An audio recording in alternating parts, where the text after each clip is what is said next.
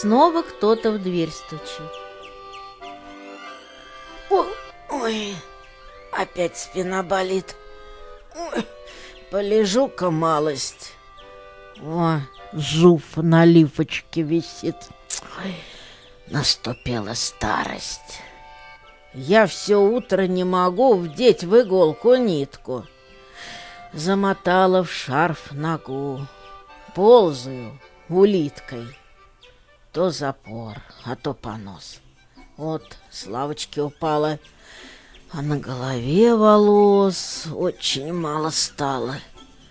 И в ушах всегда шумит. То в жару, то в стужу. Сердце бьется, норовит выпрыгнуть наружу. Мерзну с ночи до утра из овчины тапки.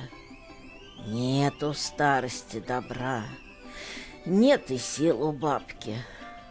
То чихаю, то чешусь, то не спится ночью.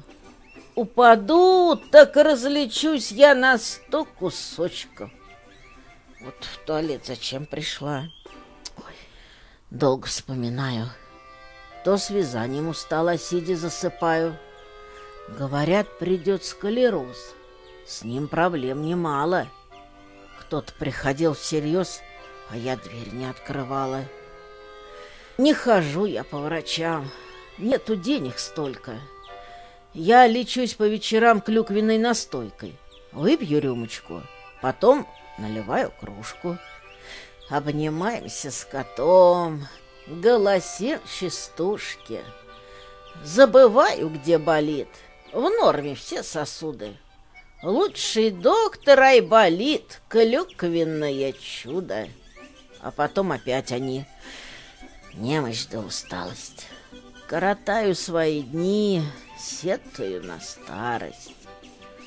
Зуб, что еле жив давно, думаю оставить. Денег нет все равно, чтоб железный вставить.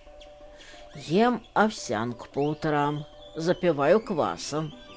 Все равно ж не по зубам колбаса да мясо.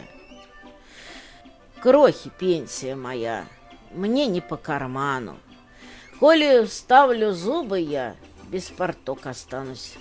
Я ж совсем не олигарх и не депутатка.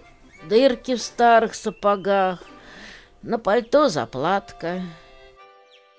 Экономлю свет везде. В зале, в туалете.